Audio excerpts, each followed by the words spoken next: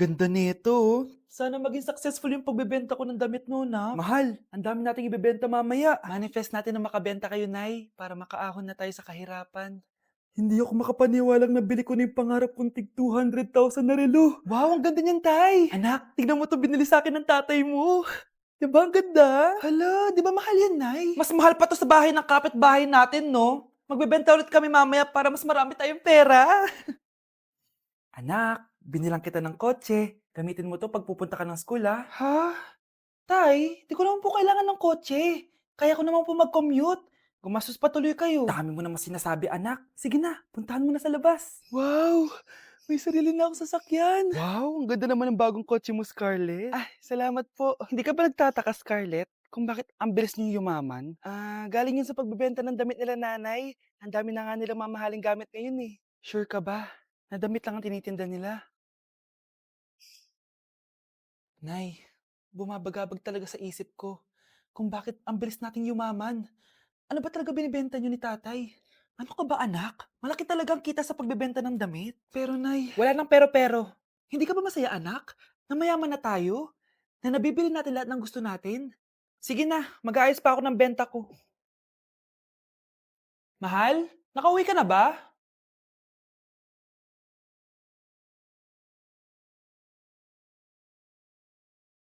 Ano ba talagang laman neto? Nagbebenta sila ng laman loob ng tao. Wow, sobrang ganda, mahal. Buti naman nagustuhan mo, mahal. Nga pala, kinuha ko na yung laman loob ng kapitbahay natin. Si Rosa? Malaking pera na naman to. Mahal, hindi dapat malaman ni Scarlett to, ha? Ano yun? Nasaan yung ledger? Nandito lang yung kanina. Ba't mo winala yung ledger, mahal? Nandun lahat ng mga sikreto natin. Sinong tao dyan? Anak, may bisita ka. Sino po, Nay? O anak, na paano ka? Ba't parang nakakita ka ng multo? Wala, Nay. Ma'am, kamusta naman po yung anak ko sa school? Isusumbong ko si Kyle sa inyo, ma'am. Ma'am, bakit? May ginawa ba siya? Yang anak mo kasi. Ano po, ma'am? Napakagaling, oo. Masipag at matalino yan sa school, ma'am. Opo, tama, Nay. Buti naman. Akala ko kasi kung ano na ginagawa nito eh. Kaso ano, ma'am? May mga kailangan lang ako itanong sa inyo, ma'am, kung totoo ba tong nasa test paper ni Kyle. Patay ako nito. O sige, ma'am. Unang tanong, anong pangalan ng nanay mo? Susan, ang sagot niya. Tama ba, ma'am? Tama naman, ma'am. Pangalawa, ano ang trabaho ng nanay mo? Ang sagot niya, housewife. Tama ba? Oo, ma'am, tama. Okay. Pangatlo, ano ang gustong ginagawa ng nanay mo sa'yo? Pinaglulutuan, binibigyan ng baon. Tama ba? Oo naman, mahal na mahal ko yan si Kyle. Ano ang ayaw na ginagawa ng nanay mo sa'yo? Wala naman nakalagay dyan, di ba, ma'am? Kasi wala naman ako ginagawang masama sa kanya. Ang nakalagay dito ay palaging inuutusan. Pinapalo ng hanger, Anay! Binabato ng kaldero, sinisigawan, minumura, at pinapalayas. Tama ba, ma'am? Walang iya ka, anak. Halika rito. Nay, wag mo! Pinapalo pala kita ng hanger, ha? Halika rito, matatamaan ka sa akin. Nay, test paper lang yan eh. Ma'am, kumalma ka. Kumalma? Kasalanan mo to eh. Ikaw una matatamaan sa akin. Sabi ko na kalalayas na ako eh.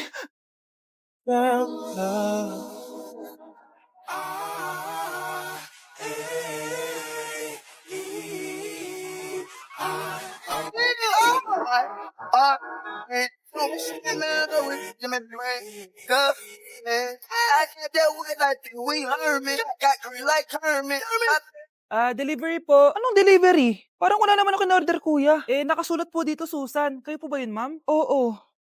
Sige, baka nakalimutan ko lang. Nay, ano po yan?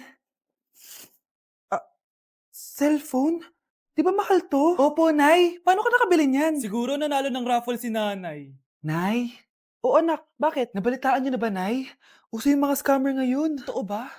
Grabe na talaga ngayon, anak. Sabi sa nakita ko, Nay, nang scam daw siya ng mamahaling cellphone gamit ang credit card ng ibang tao. At ito pa yung malala, Nay. Nang scam daw din siya ng pera. Delivery po. May delivery ata, anak. Delivery po. Ikaw na naman, kuya. Susan po ulit, ma'am. Wala naman nga ako in-order. Wala akong magagawa dyan, ma'am. Sa'yo nakapangalan eh. Sige na po, una na ako. Ano na naman laman neto? Pera? Ito ba yung sinasabi ni Scarlett na galing sa scam? Pero bakit sa akin nakapangalan? Anong gagawin ko dito? Hindi naman ako yung scammer. Nay, may naghahanap po sa inyo sa labas. Ah, anak!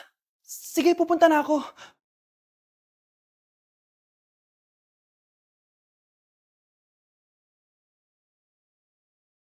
Ah, hello po. Ano pong kailangan nila? Kayo po ba si Susan, ma'am? May natanggap po kasi akong report na kayo daw po nangi-scam. Scammer? Hindi ako scammer, ah. Ma'am, sa'yo nakapangalan ng mga parcel. Kaya sumama ka na sa amin. Hindi nga ako scammer! Ikukulong ka na namin. Huwag niyo ko ikulong! Hindi ako scammer! Itigil niyo na yan! Hindi si nanay ang scammer. Pero nasa bahay na to, ang totoong scammer. Anak ko, binili ko to para sa'yo. Bagay sa'yo to. Ang ganda, di ba? Wow, Nay, ang ganda. Parang ang feeling yan pag sinuot ko yan. Sana may ganyan din ako kagandang damit kagaya ni ate. Ayan, marunong ka na magdilig, anak. Ang dali lang pala nito, Nay. I love you, anak. Mahal din kita, Nay. Sana may ganyan din kaming banding ni nanay. Ah, nagugutom na ako. Ah, Nay, may ulam pa? Ay, sorry, anak. Kinain na kasi ng ate mo yung ulam eh. Ah, sige, Nay. Di na po pala ako gutom. Sana pinagtitira din ako ni nanay ng ulam. Alam mo, Bes, favorite talaga ng nanay ko yung ate ko. Feel ko tuloy, ampun lang ako. Bes, what if hanapin mo yung birth certificate mo? Malay mo, ampun ka lang talaga. Saan yung birth certificate ko? Kay ate to ah.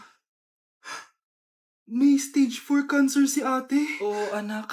May cancer ang ate mo. Anay! Kaya palagi nasa ate mo yung attention ko kasi ine-enjoy ko lang lahat ng oras na nabubuhay pa siya. Nay, sorry kung nagduda ako kung anak mo ba talaga ako. Ngayon, alam mo na anak. Ano, Nay?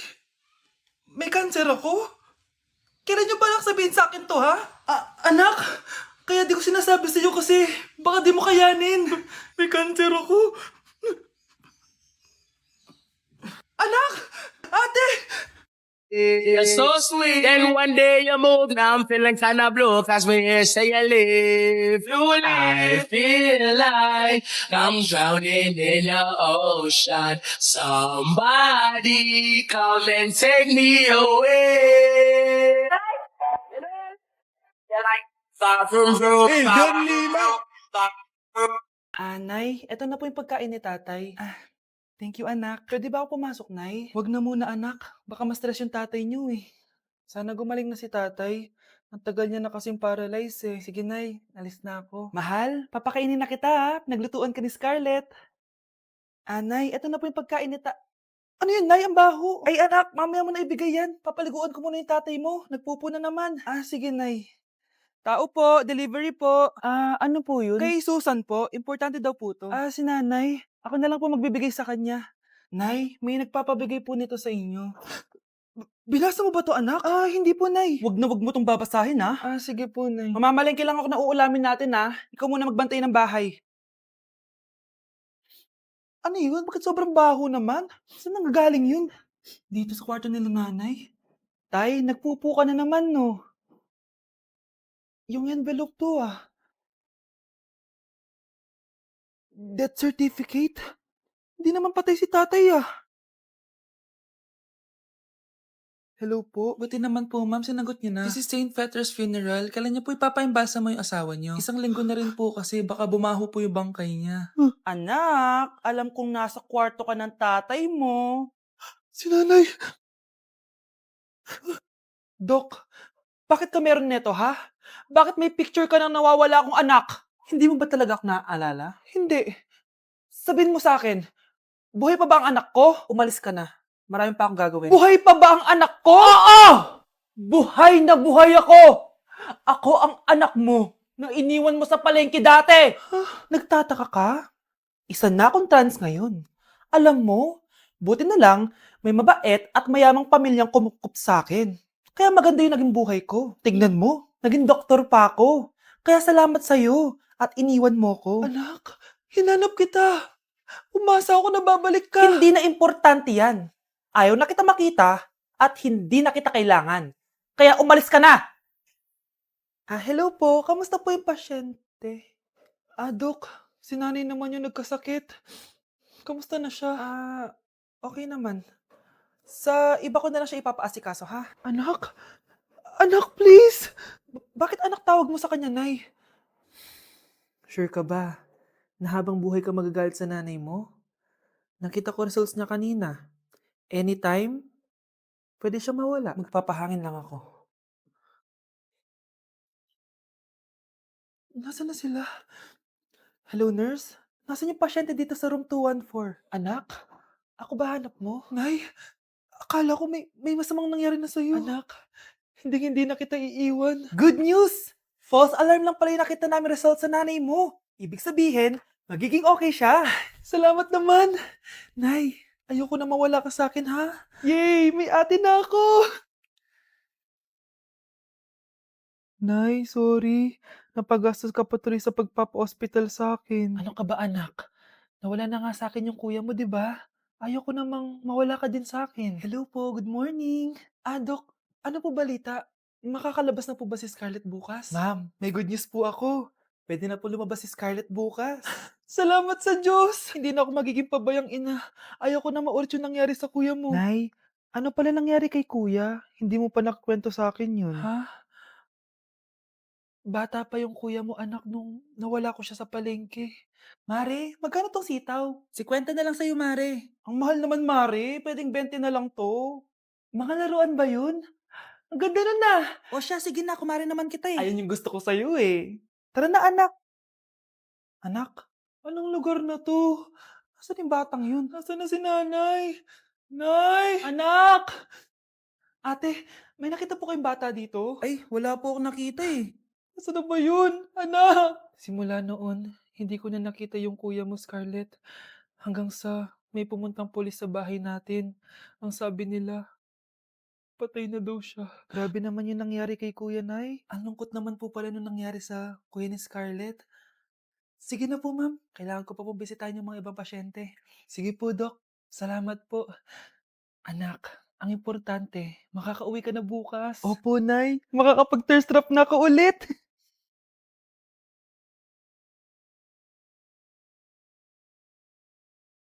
Anak, tara na, uwi na tayo. Nay, may pinapabigay pala si Doc sa'yo. Oh, ano naman kaya to?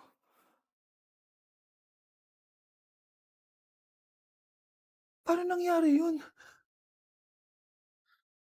Nay, bakit po? Mga sinungaling kayo? Paano niya nagawa sa akin to, ha? Nay, anong sinasabi mo? Hindi namin maintindihan. Ikaw, Scarlett. Sabi mo doktor ka, di ba? Bakit katulong ang trabaho mo sa New York, ha? Nay. Ikaw, Brianna. Teacher ka, di ba? Bakit nakita ka nilang nasa bar at sumasayaw-sayaw ka pa? Ikaw, Michael. Akala ko may engineer na ako. Ngayon pala, nangi-scam ka lang ng tao! Bakit niyo tinago sa akin to, ha? Nay, hindi kasi ako nakapasa bilang nurse sa New York. Sabi nila, mas magaling kasi talaga si Brianna compare sa akin. Kaya rumakit muna ako bilang katulong para makapag-aral ulit. Oo, Nay! Sumasayaw ako sa bar.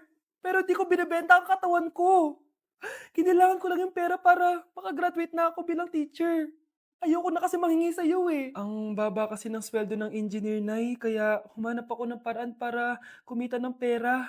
Alam ko mali ang pagiging scammer pero yun ang bumuhay sa akin, Nay. Mga anak! Sana sinabi niyo sa akin! Pamilya tayo dito, diba? Magtutulungan tayo! Bakit tinago niyo sa akin? Natakot kasi kami, Nay, na baka ma-disappoint ka namin.